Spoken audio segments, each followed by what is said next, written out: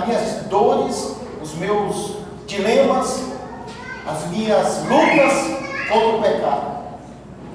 E aí nós temos aprendido isso. E dentro desse versículo do capítulo 13 de João, versículo 15, diz assim, João capítulo 13, versículo 15: porque eu vos dei um exemplo para que, como eu vos fiz, façais vós também. Amém? Amém. Vou repetir de novo. Porque eu vos dei um exemplo para que, como eu vos fiz, façais vós também. Lógico que eu não vou tirar um texto de um contexto para virar pretexto. De jeito nenhum. Eu quero trabalhar com vocês que Cristo aqui nesse capítulo 13, quando ele lava os pés dos discípulos, e a história é... Vocês estão sentindo o cheiro? Pipoca, aleluia. Que bênção. Isso é um pecado, né? Uma hora dessa. Então, queridos, Jesus, no capítulo 13, ele, depois que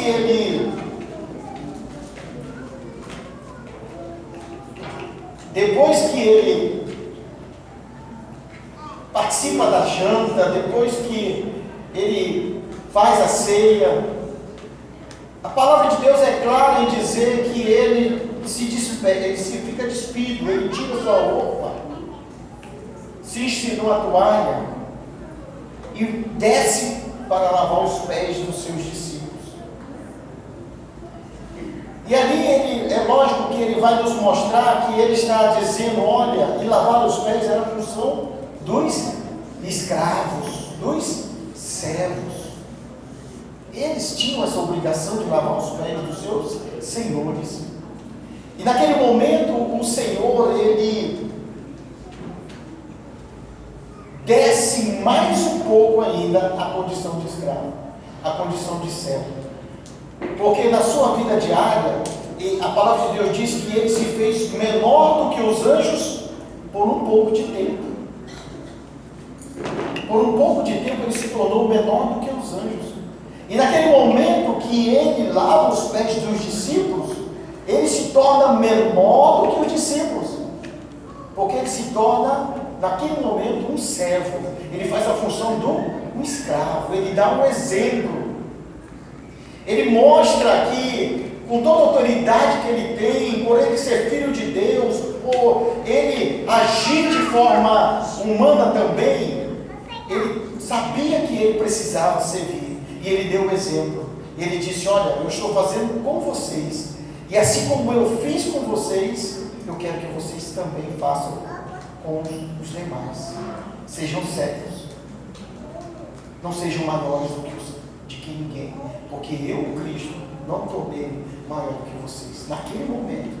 É lógico que depois ele morre, depois ele ressuscita, depois ele vai assunto aos céus, se senta à direita de Deus e se torna maior do que os anjos de novo, ele recebe tudo de volta. Mas na vida humana ele deu o exemplo de ser servo.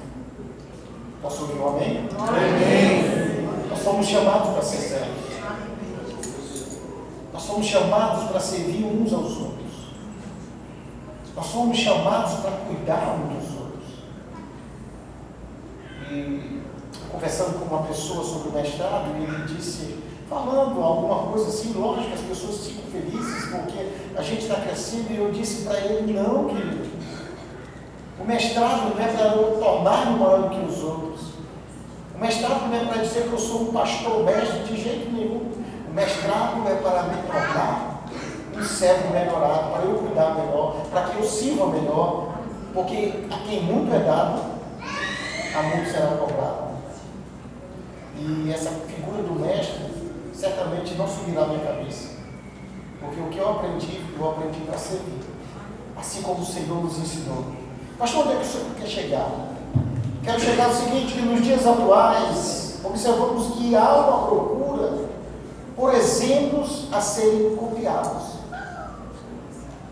As pessoas estão copiando exemplos, seguindo exemplo de alguma estrela de novela, de filme, de algum esportista, de alguém da história. Hoje nós temos uma devoção muito grande no país por pessoas que no passado, quem conhece a história vai saber que eles não foram boas pessoas, que estampam nas suas camisas o exemplo e querem e vivem aquilo e querem propagar suas ideologias, porque elas precisam seguir alguém. Pessoas que querem se vestir igual às atrizes, pessoas que querem andar com algum galã, alguma pessoa famosa da novela, da televisão, porque nós precisamos de exemplos.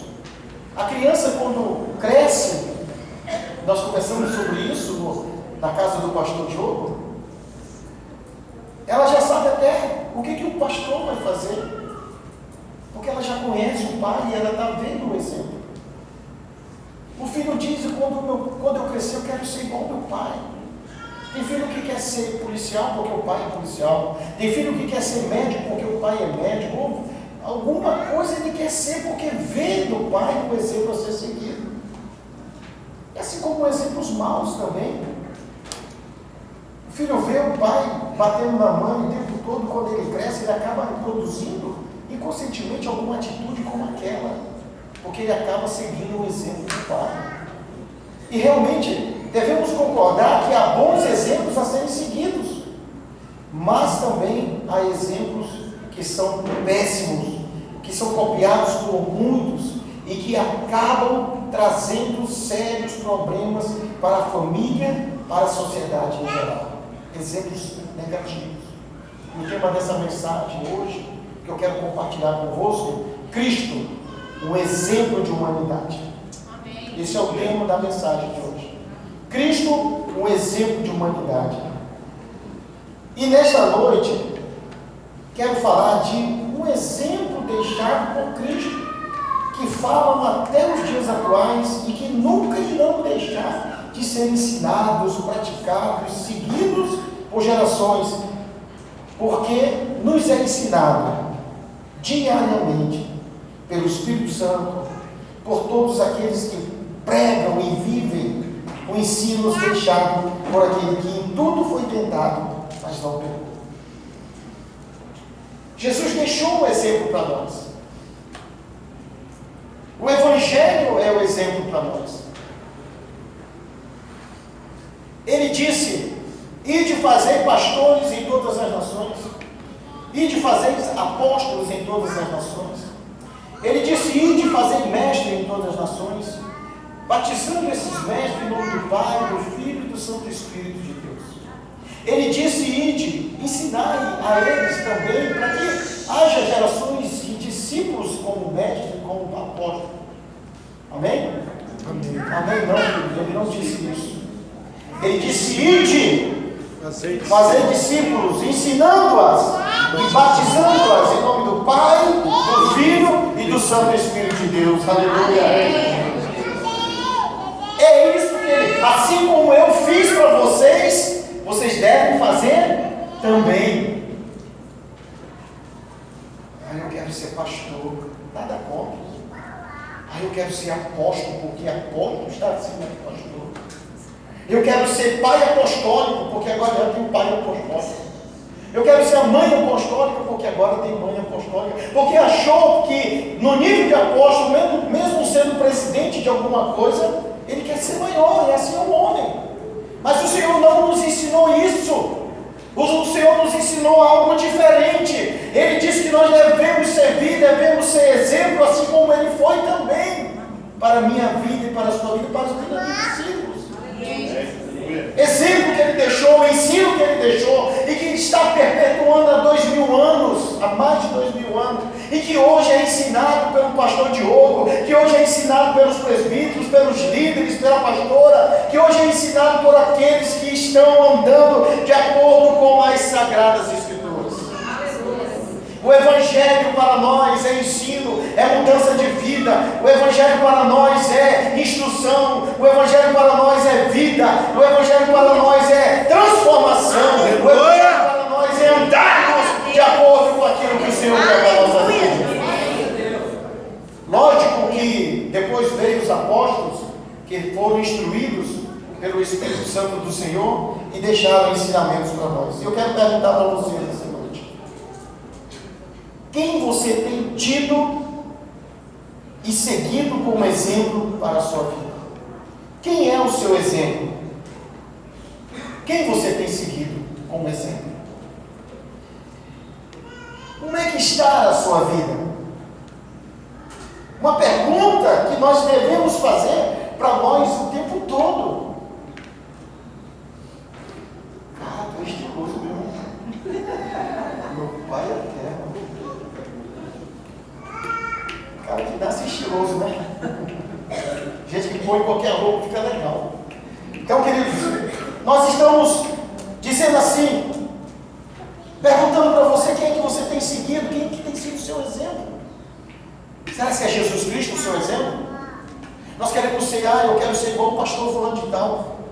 Eu quero ser igual o apóstolo que nós estávamos conversando sobre, que ganha multidões, que está crescendo. Mas quem é verdadeiramente teu exemplo? Por quê? Todos nós somos humanos e todos nós falhamos. Podemos falhar, mas Cristo jamais falhou. Você entendeu o que eu disse? Cristo jamais falhou. Aleluia! Ele é o exemplo maior para nossas vidas, aleluia. Nós devemos seguir a Cristo. É lógico que nós nos espelhamos naqueles que estão à frente do trabalho, ou na liderança, enquanto andam de acordo com as Escrituras Sagradas. Eu quero falar com você o seguinte: Jesus Cristo é o nosso exemplo maior em todas as áreas da nossa vida. E eu quero ver com você alguns pontos, alguns exemplos que devemos fazer como Jesus fez. Primeiro exemplo que o Senhor nos deixou foi no ministério. No ministério, o Senhor se preparou para executar um plano de salvação e iniciar o seu ministério. Jesus jejuou 40 dias e 40 noites, está lá em Mateus capítulo 4, versículo 2, Lucas capítulo 4, versículo 2 também. Fala que Jesus, antes de começar o seu ministério, depois que ele foi batizado, o Espírito Santo leva ele para o deserto, e lá ele é tentado, 40 dias, 40 noites, no jejum também. Nós estamos vivendo tempos difíceis, porque hoje, o cristianismo, ele não é um fracasso, de jeito nenhum. Porque cristianismo é uma religião que criaram, porque Cristo não é religião. Cristo é salvação, Cristo é ligação entre o homem e Deus. Mas denominaram cristianismo porque vem de Cristo. Há muitas pessoas dizendo que esse cristianismo, inclusive dentro da cultura islâmica, diz que Cristo é um fracasso porque morreu. Que Deus é esse que morre numa cruz? Mas esquece de entender que Cristo morreu, mas ressuscitou. Aleluia! E hoje nós estamos relembrando a morte do Senhor e anunciando até que Ele volte. Ele vai voltar. Vai na sepultura de Maomé, Ele está lá. Vai na sepultura de Buda, Ele está lá. Vai na sepultura dos maiores homens da história da Bíblia, eles estão lá. Se nós pudéssemos achar os seus corpos, morreram, mas Jesus não morreu, Ele está vivo e está no meio de nós. Que vocês procuram no meio dos mortos aquele que está vivo? Aleluia! Jesus está aqui, e Jesus está aqui para te abençoar. Como eu estava dizendo, muitas pessoas estão começando ministérios sem se preparar. Jesus jejuou, Jesus orava. Marcos capítulo 1, versículo 35, João 17, mostra que Jesus se preparava, ele se afastava para orar. Um ministério precisa ter jejum, um ministério precisa ter oração, um ministério precisa ter ensino, porque Jesus trabalhava com ensino. Está lá em Marcos capítulo 4, versículo 15. Ele ensinava. Muitas pessoas estão começando um ministério despreparado. Aí eu senti de abrir uma igreja. Eu vou abrir uma igreja.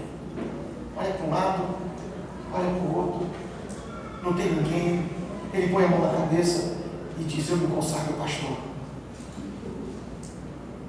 E vai e abre uma igreja. Há quem diga que é melhor ter igreja do que lá.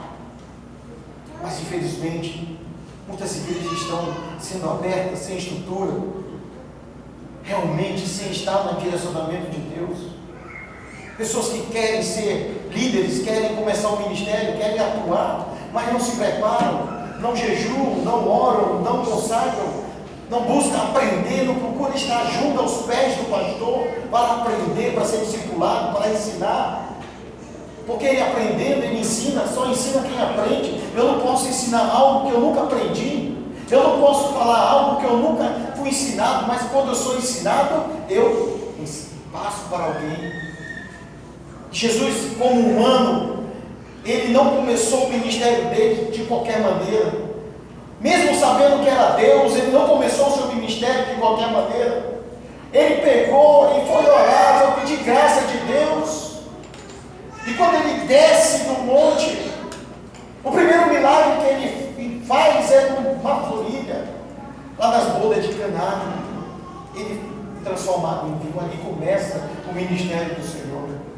Ele reconhece que Deus estava com ele. Quando ele chega lá na sinagoga e ele pega o livro, o rolo de livros e abre lá em Isaías, ele diz: o Espírito do Senhor está sobre mim, me ungiu para libertar os cativos, para anunciar as boas novas. E ele, quando termina de ler, ele diz: essa profecia se cumpre hoje.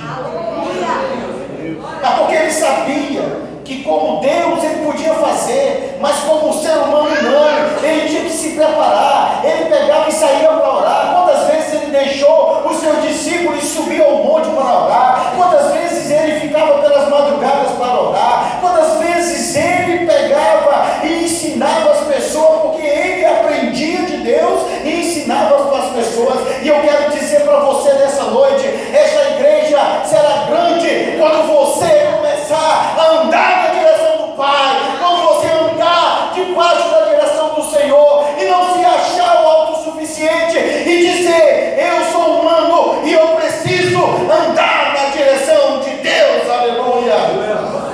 E só se anda na direção de Deus orando, só se anda na direção de Deus, na direção do Espírito Santo. Só ensina quem lê e aprende a palavra do Senhor. Jesus, como humano, ele nos deu esse exemplo. Eu me lembro muito bem de um versículo que ele diz: Pai, eu oro a Ti, para que eles saibam que Tu és um em mim e eu sou um em Ti. Aleluia.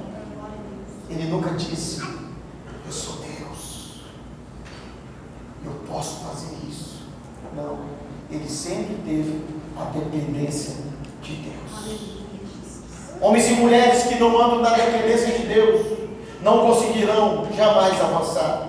Homens e mulheres que não sabem se submeter à autoridade do seu pastor jamais conseguirá ser abençoado no ministério. Homens de Deus que não esperam o tempo de Deus na sua vida, eles jamais serão abençoados, eles jamais serão prósperos, porque eles não sabem andar debaixo de liderança. E quem não anda debaixo de liderança do homem, jamais andará debaixo da liderança de Deus, porque nós somos instrumento de Deus aqui na terra para abençoar a sua vida e dar direção para você também. Amém. Nós precisamos desse entendimento. A rebelião entrou no céu, começou no céu, aliás. Eu li um post esses dias nos Facebooks da vida e no WhatsApp, que disse assim: Lúcifer esteve na melhor igreja, o céu. Lúcifer esteve com os melhores membros da igreja, os anjos. Lúcifer teve o melhor pastor, que foi Deus, e assim mesmo se rebelou contra ele. Não queira ter essa raiz de rebelião na sua vida. Ande na direção do Pai.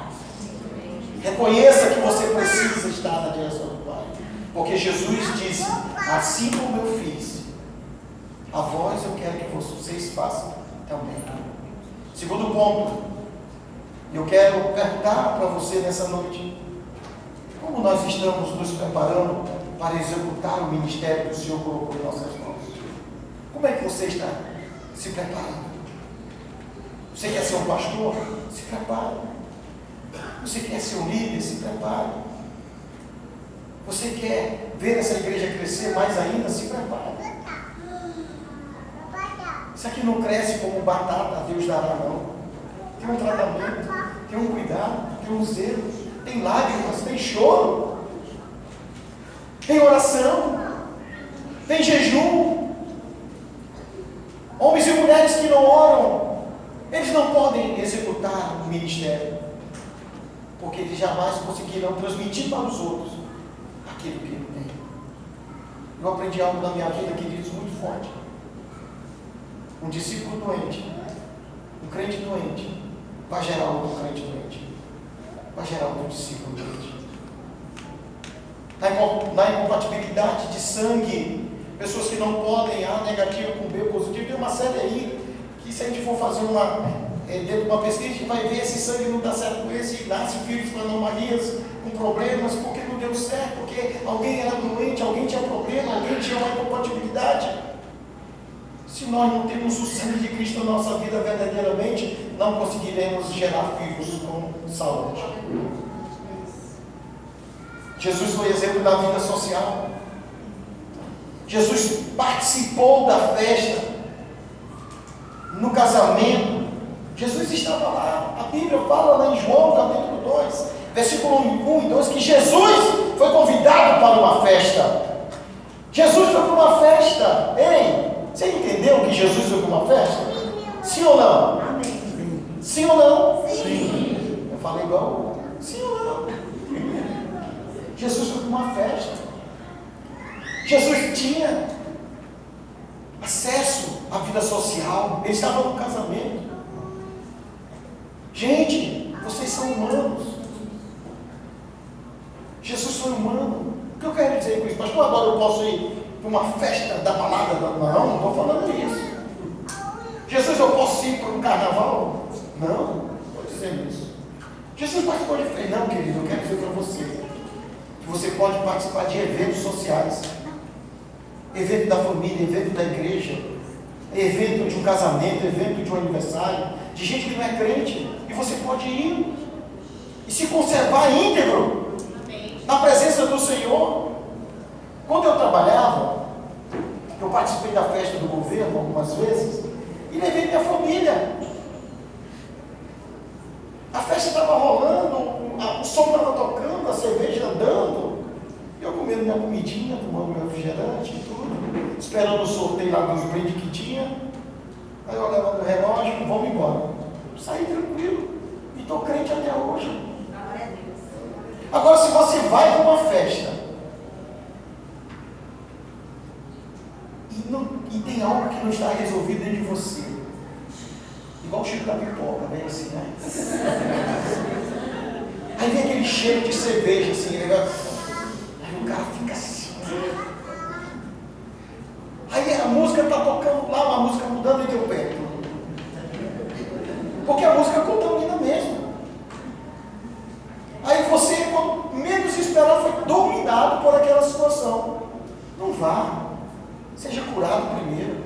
Peça ajuda do seu pastor. Chegue para ele e diga: pastor, eu tenho um problema, eu não posso sentir cheiro de bebida alcoólica. Pastor, eu não posso ver algo diferente na minha vida, que meus olhos se enchem de desejo. O que eu faço, pastor? O pastor vai me ajudar. Mas Jesus foi numa festa. Tem crentes que, quando aceitam a Jesus Cristo como Senhor e Salvador, eles não comem mais nem com pessoas da família, porque Jesus comeu com pessoas, Jesus almoçou com pessoas, Jesus sentou-se à mesa de pessoas. Lá em Lucas capítulo 7, versículo 36, fala que o Senhor entrou numa casa do fariseu Simão, sentou à mesa. Aquele homem que se achava autossuficiente, quando a mulher pecadora entra, que quebra o vidro de alabastro e começa a lavar os pés do Senhor, aquele santarrão diz assim: se esse realmente fosse profeta, ele saberia que essa mulher é uma pecadora. Jesus sabia que aquela mulher era uma pecadora e sabia que o coração dele era puro. E ele só pensou, e Jesus sabia o que tinha acontecido. Queridos, quando nós aceitamos a Jesus Cristo, nós não deixamos de ter vida social. Nós não podemos excluir as pessoas das nossas vidas. Nós não podemos deixar que a religiosidade nos afaste das pessoas. Ei, diga comigo, eu sou humano. Eu sou humano. E eu preciso me relacionar. Eu preciso me relacionar. Como é que você vai ganhar almas para o Senhor Jesus se você não tem relacionamento? Jesus comeu com pecadores, Jesus comeu com o publicano Levi. Quando Jesus passa perto de Levi, ele disse: vem e segue-me. E Levi levanta e vai e segue ele. E a palavra de Deus lá em Lucas 5, 27 ao 29 vai dizer que o publicano fez o quê? Uma festa, um almoço para Jesus Cristo, e ele estava lá comendo com aquelas pessoas. Quando ele entra na casa de Lázaro, lá no João capítulo 12, versículo 1, ele entra e se alimenta. Ele tem vida social. Ele fez coisas humanamente falando. Jesus é um exemplo para nós. Jesus, ele nos diz: olha, a fé que vocês têm que ter em mim não é uma fé aprisionada, não é uma fé que escraviza, não é uma fé que isola, não é uma fé que você precisa viver separado das pessoas. Ei, nós somos santos, sim ou não? Amém. Somos santos? Sim. A palavra santo significa separado para, não separado de. Tem gente que é separado de, separado da família, separado do pai, separado da mãe, separado dos amigos. Não, agora eu sou santo, agora eu aceitei Jesus. Sai de mim, sai para lá, Satanás. Você é uma Jezabel, você é uma prostituta, você é amigo do cão, eu não quero amizade mais contigo. E eu ir na casa de um parente meu, olha, eu vou contar uma coisa para vocês aqui. Minha família, por parte da minha esposa, a maioria não é crentes.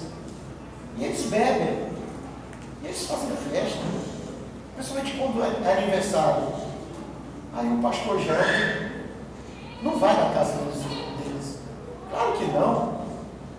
Chego lá, aniversário, senta à mesa, churrasquinho, como um churrasco gostoso, como eu comi hoje, muito bom.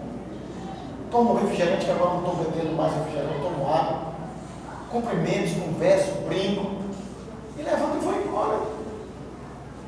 Ainda oro pelo aniversariante ainda oro porque está passando aquele momento de alegria. Eu tive uma experiência na vida, que o camarada, hoje eu parei mais com isso, né? A maturidade vai chegando, a gente vai chegando a uma maturidade tanto espiritual como de vida também, de idade. E eu me lembro assim, quando eu estava trabalhando, eu fui contar uma piada dentro do alojamento onde eu estava. E estava eu e outro crente que hoje ele é pastor também.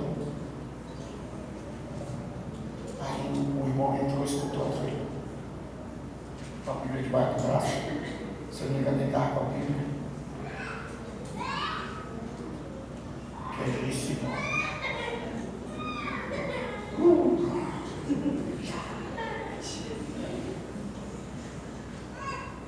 Aí eu olhei para ele e disse assim: querido, ainda estamos na terra. Se você se acha santo demais, peça para Deus te levar, porque no céu é lugar de santo. Tem crente que não brinca mais, pastor. Tem crente que não ri. Tem crente que acha que ser cristão é cara sisuda. Até para dar paz do Senhor, não dá nem um sorriso. Paz do Senhor, meu irmão. Está com fé na vida o tempo todo. Queridos, nós temos vida social, nós somos humanos. Jesus fez ação social. Ei, Jesus fez ação social. Você sabia que Jesus fez ação social? Sim ou não? Vou dizer para você. A ação social que Cristo fez foi na multiplicação de pães.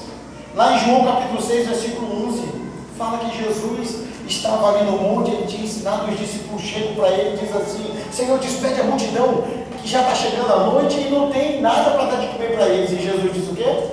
Dai voz de comer para esse povo. Aí o cara olhou assim: como vou dar? O que vocês têm aí? Ó Senhor, eu não tenho a não ser 5 pães e 2 peixinhos. Então, tragam para cá. Jesus pega aquele pão e aquele peixe, ele dá graça ao Senhor, e quando ele dá graça, ele ora, ele diz: agora vão e distribuam a todos. 5.000 homens foram alimentados, fora crianças e mulheres. Então, 5.000 homens, 5.000 mulheres, 10.000 mais as crianças, cada família talvez tivesse 3, 4 filhos, deve ter dado aí uma média de quase 20.000 pessoas. Ação social. Estava conversando com o pastor, e à medida que o pastor ia conversando comigo sobre esses assuntos que estávamos hoje, eu via que se encaixava dentro dessa palavra de hoje. A igreja precisa viver isso, amados. Os espíritas fazem isso muito bem. Avisa lá que está queimando.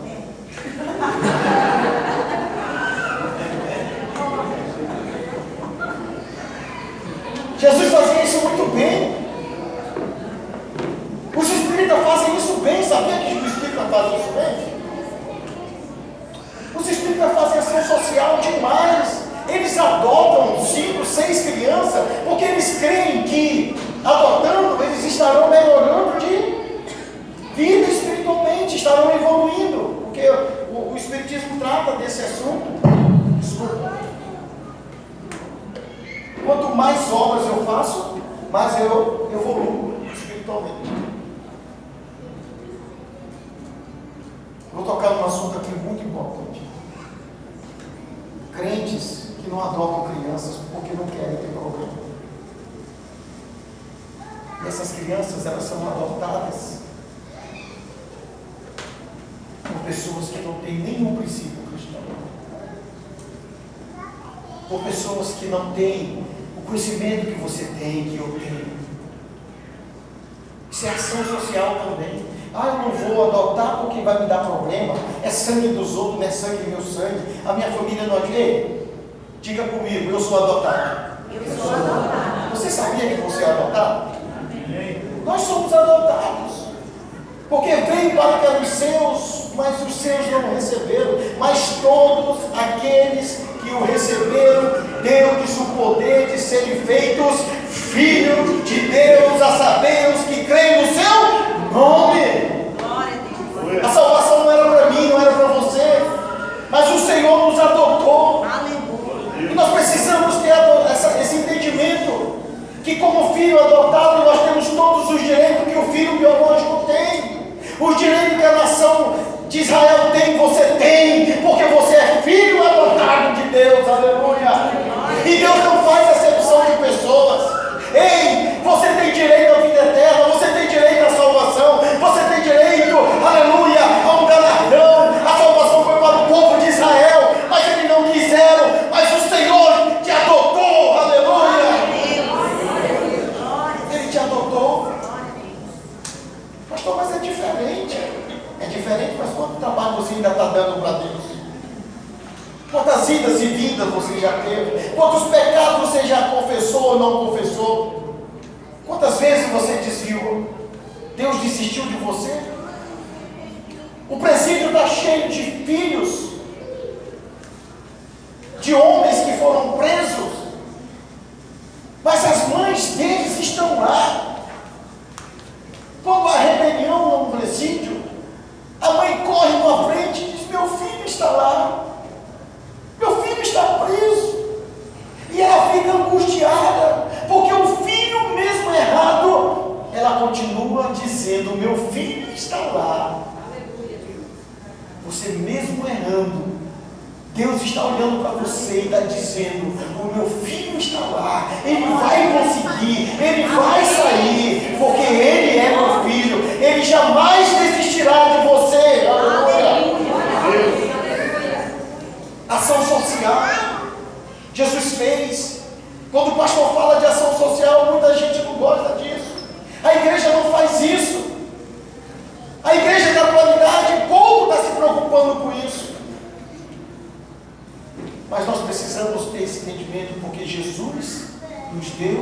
o exemplo. Ele comeu, ele participou de festa e ele fez ação social. A nossa vida social tem sido moldada em Cristo? A sua e a minha vida social tem sido moldada em Cristo? É uma pergunta que nós precisamos fazer. Queridos, mal, olha só o que eu vou dizer para você. Mal nós queremos fazer vida social dentro da igreja. Marca esse evento, olha esse evento que a pastora está marcando, é um evento social, queridos. Se nós começarmos a pensar diferente, eu tenho um projeto na Porto Velho de reunir crianças do bairro numa festa do Dia das Crianças, no mínimo para 400 crianças. Quando nós alcançamos a criança, o pai vem junto. Quando a criança vem para a igreja, o pai vem junto.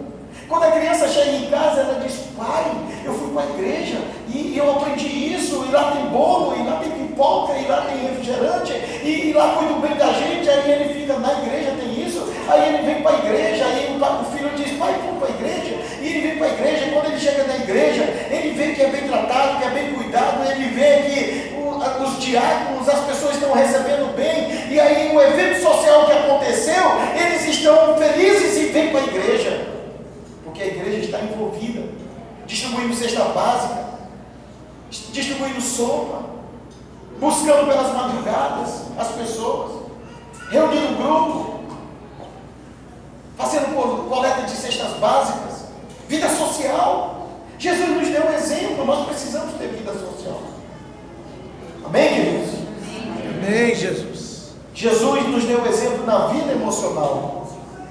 Jesus Cristo sentiu e passou por todos os momentos que um ser humano pode passar. Você sabia disso? Mas ninguém sente o que eu sinto. Sim, realmente. A dor que eu sinto, você não pode sentir a minha dor. Eu posso compreender sua dor, é diferente. No caso do luto, quando morre um parente meu, como já aconteceu, eu posso dizer: eu compreendo sua dor, porque eu já perdi um ente querido. Já não posso dizer, dentro da infelicidade que eu digo assim, dentro desse momento triste, da perda de um filho, porque eu nunca perdi um filho, graças a Deus. Por enquanto não. Mas quem já perdeu um filho, sabe a dor que é perder um filho. E essa pessoa que sente essa dor, ela pode cuidar do outro que está naquele momento perdendo um filho. E Jesus sentiu dores, Jesus chorou. Ei, Jesus chorou. Você sabia que Jesus chorou? Jesus chorou. Há quem diga que Jesus chorou porque quando ele chega no sepulcro de Lázaro, diga que ele sentiu a dor, ele viu a incredulidade do povo. A minha Bíblia não diz isso. Minha Bíblia não tem entre linhas dizendo que Jesus ficou triste pela incredulidade do povo. Jesus chega na porta do sepulcro, em João capítulo 11, versículo 35, diz que ele chorou.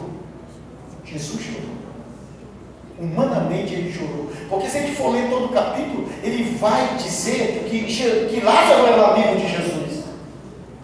Que Lázaro, eles tinham um relacionamento de amizade muito forte. E Jesus chora porque ele sente a dor da morte. Ele sente aquele momento triste das pessoas. Ele chora porque ele sente a dor daquele momento. Jesus chora. E tem crentes que não quer chorar. Tem crentes que não quer derramar uma lágrima, nem quando vem a presença do Senhor. Não sei se acontece aqui, eu espero que não. Sou mulher que chora. Aí ela está com um toninho.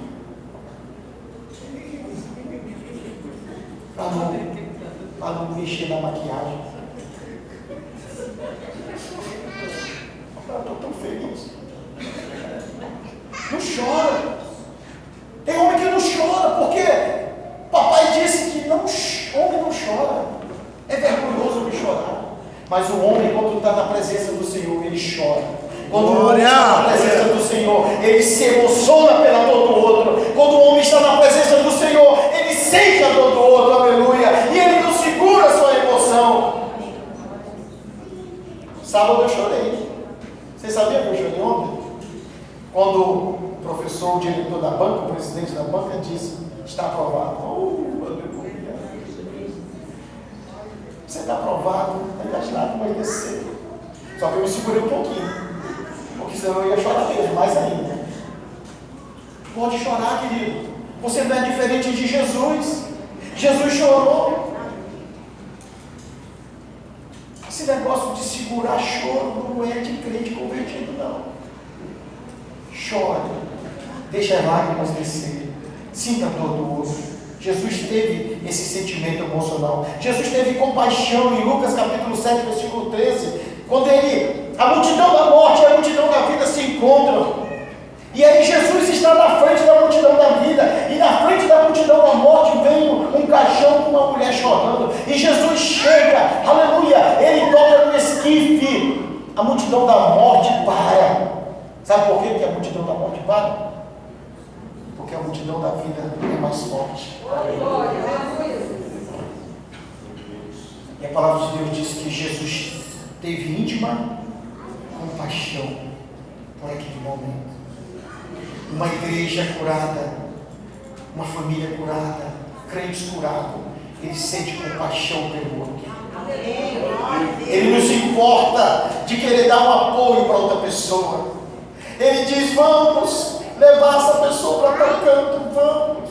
E quando abre a porta para colocar a pessoa dentro, ela está toda suja de fezes, mas ele não desiste, ele pega e coloca no carro, e leva para o carro. E o carro fica fedendo a cocô, mas ele não se importa, porque ele tem íntima compaixão por aquela pessoa. Tem crentes que não têm íntima compaixão por ninguém. A pessoa está contando. Mas que a mão de Deus pesa mais na vida dessa pessoa. Enquanto não se arrepender, a mão do Senhor não vai parar de pesar. Não tem compaixão, não sente a dor do outro. Jesus sentiu alegria. Em Lucas capítulo 10, versículo 21, fala que o Senhor sentiu alegria. Ei, você pode ter alegria. Você pode se alegrar.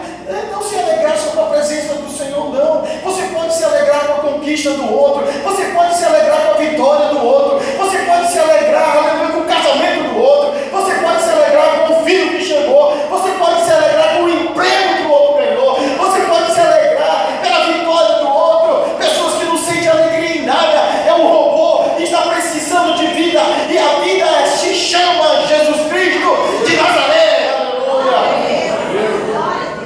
Nós estamos vivendo uma época de crentes robotizados, crentes que não têm mais emoção, crentes que não se importam mais com ninguém, crentes que estão entrando dentro daquele parâmetro do apóstolo Paulo, que nos últimos dias haveriam homens que seriam amantes de si mesmos, seriam narcisistas. Ei, outro narcisista morre, porque ele vai contemplar sua beleza na beira do rio, e ele quer ali olhando, e cai na água e morre.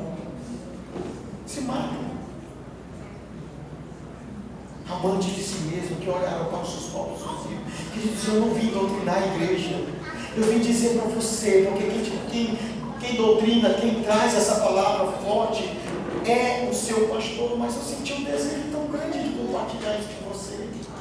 Glória a Deus. Se vocês querem ser grandes, vocês têm que reconhecer que vocês são humanos e que estão na dependência de Deus. Vocês precisam de Jesus. Jesus teve tristeza, angústia em Lucas capítulo 22, 44, quando ele está prestes a ser preso. Ele vai ao monte de Getsêmanis, o monte das Oliveiras, e quando ele chega lá, ele ora, e eles têm uma angústia profunda, uma agonia profunda, que chega a suar gotas de sangue. E a palavra de Deus diz que as gotas de sangue molhado no chão. E a ciência comprova isso. Jesus teve de dar perdão. Você sabia que Jesus perdoa? Tem crentes que não perdoam. Lucas capítulo 23, versículo 34 fala que Jesus perdoou. Quando ele sobe, quando ele está crucificado, e ele olha para a multidão e diz: Pai, perdoa, porque eles não sabem o que fazem. Tem crente que não perdoa. Tem crente crente que tem uma amargura no seu coração há 30 anos, 20 anos, ainda diz que vai para o céu. Ei, você sabia que tem crente que vai ficar sem ir para o céu porque não perdoou? A oração sacerdotal, a oração dominical do Senhor diz assim: Pai nosso que está no céu, santificado seja o vosso nome, venha a nós o vosso reino, seja feita a vossa vontade, assim na terra como no céu. O pão nosso de cada dia nos dai hoje. Perdoai as nossas dívidas, assim como nós perdoamos aqueles que estão devendo a nós, ou aos nossos devedores. Nós queremos o perdão de Deus, mas não queremos perdoar as pessoas. Nós queremos que Deus nos perdoe. Nós queremos que o outro vá para o inferno. Nós queremos que Deus nos perdoe, mas achamos graça e alegria na morte de um bandido que cometeu um crime. Nós queremos que Deus nos perdoe, mas achamos que um desgraçado, desculpa a expressão, tem que morrer e padecer mesmo. Nós queremos o perdão de Deus, mas não perdoamos aquele que Deus ofendeu, aqueles que estão do nosso lado, os nossos irmãos da fé. Nós queremos o perdão de Deus, mas não liberamos ele. O perdão, ele não é apenas cura para a pessoa, mas cura para aquele que perdoa. O perdão não faz bem para quem é perdoado, o perdão faz bem para quem libera perdão. Se você tem alguma coisa na sua vida que não conseguiu ainda liberar perdão, o Senhor está nessa noite dizendo: você precisa perdoar, porque eu perdoei aqueles que fizeram mal para mim. Jesus amou. Lucas capítulo 13, versículo 1, João capítulo 15, versículo 12, João capítulo 13, versículo 34 a 35, vai dizer: vós sereis meus discípulos quando amardes uns aos outros.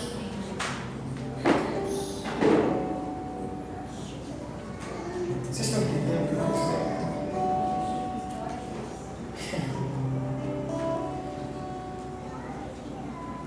Aquele que não ama o seu próximo continua em pecado.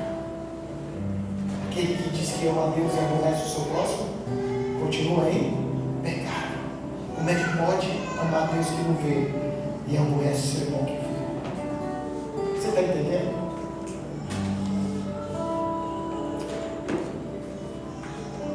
Você precisa amar.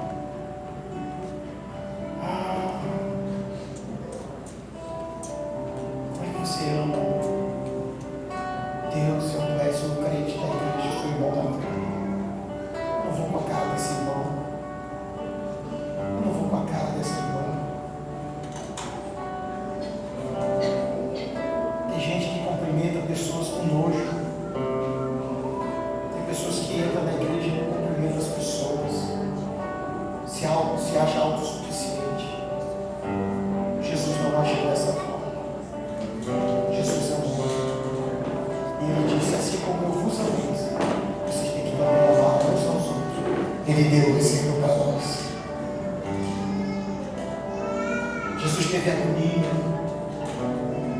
Como eu já disse no Monte Getsemane, ele passou por tudo. E eu pergunto para você nessa noite: como está sendo a sua vida emocional? Você tem sido diferente de Jesus Cristo?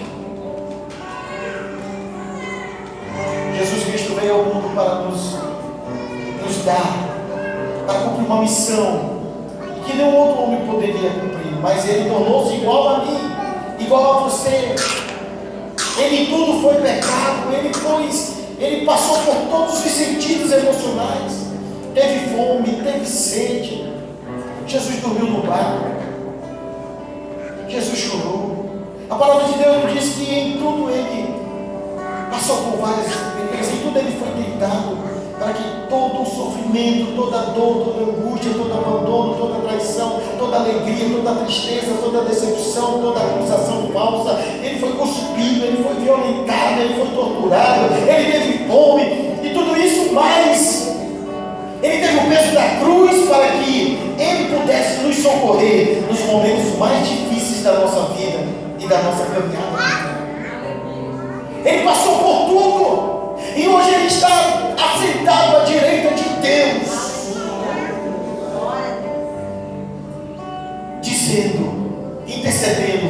você.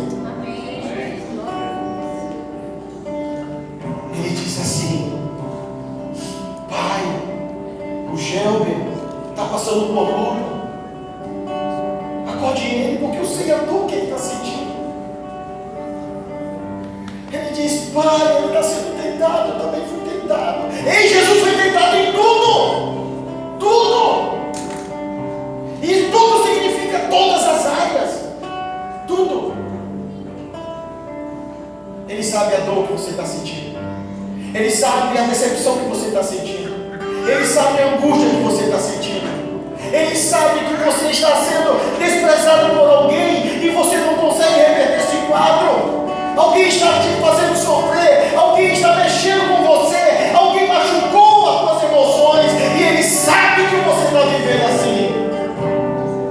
Mas nessa noite, amados, Jesus está aqui para socorrer a você e a mim. E não podemos de forma alguma se ignorar a nossa natureza humana. Ei, você não pode ignorar a sua natureza humana. Não somos super cristãos. Necessitamos de recorrer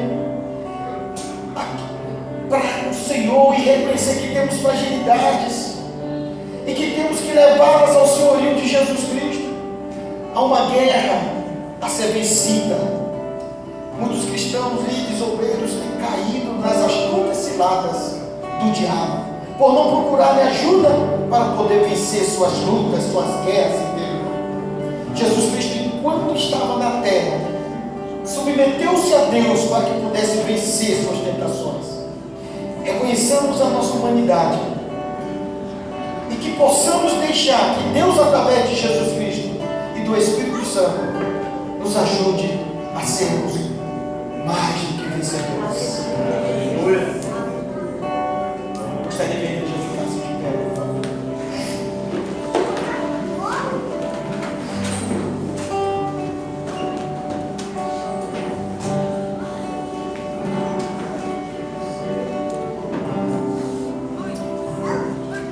Eu gostaria que você fechasse os seus olhos.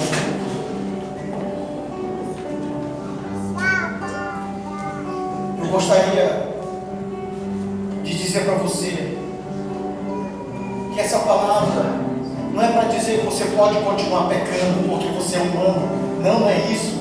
O pastor disse que eu posso pecar porque eu sou humano. Então, não é isso. Eu não estou dizendo isso. Eu não estou dizendo para você sair daqui e cometer torpezas, pecados. Não estou dizendo isso. Eu estou dizendo para você hoje que você precisa reconhecer a sua humanidade. Que você precisa de Cristo para ser fiel ao Senhor todo o tempo. Que você precisa levar na cruz a sua fragilidade.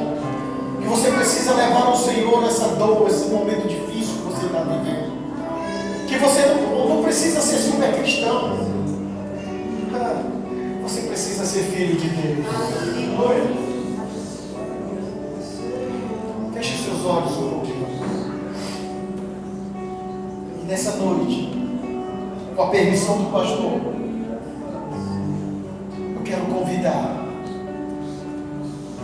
aquelas pessoas que de alguma forma estão passando por lutas, por dificuldades, estão vivendo algo que está lhe trazendo uma dor muito grande. Você não consegue se firmar, você não consegue estar de pé diante do Senhor. Eu quero convidar você a estar aqui na frente comigo.